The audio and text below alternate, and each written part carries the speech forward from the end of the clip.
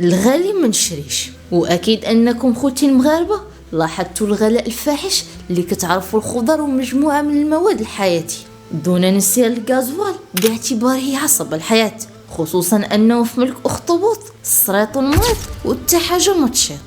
انا اللي كنشرط كيشرط شنو كيشرط السريط والمريض وحتى شي حاجه ما تشيط. وباقي الحكومه واقفه كتفرج دون اي رده فعل. البرلمانيين كيتمتعوا بالامتيازات والبريمات والتعويضات والزياده اللي زادوه. الوزراء ناشطين باحتضان كاس العالم حيث فيه همزه كبيره، وخدامين كياكلوا خبيث. والاعلام الماجور كيلهف الناس بالفضائح والشو، والمثقفين كيناقشوا جسد المراه والحريات والعلاقات الردائيه. وانت خويا المواطن باقي حال فمك وباقي تابع الخوى الخاب.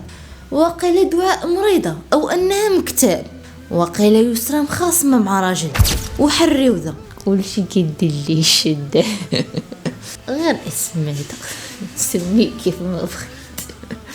انا كيعيطوا لي رميصة رميصة يا رميساء. سوت انا نعذب اسماء كيف ما بغيت، تعال نعذب اسماء كيف ما بغيت. وحريوذة علاش حيدت الزيف؟ هذا طلق هادي وهذا عاير هاد المسلسل زوين، هاد الاغنيه واعر. بوطازوت طلعت لها رمضان وهما كاملين قادين الغرض. كان عليك تسول راسك من تكون دعاء. اشنو قيمه حريوذة وبوطازوت؟ ما محلهم في حياتي. الا شفتهم غد زاد لي الحسنات لا شيء. ما تخليهمش يردوك مجرد مؤشر في البورصه ديال. هما تافهين اختاروا الطريق ديالهم، طريق رخيص لا قيمة له في الدنيا ولا في الآخرة. كيف كنقولوا ديما نعتزل أي شيء أو نشاط ما فيش مصلحتي، بمعنى الحاجة اللي ربح منها هي اللي ندير، ماشي واحد يدخل فلوس وانا نعمر عليه نونسو.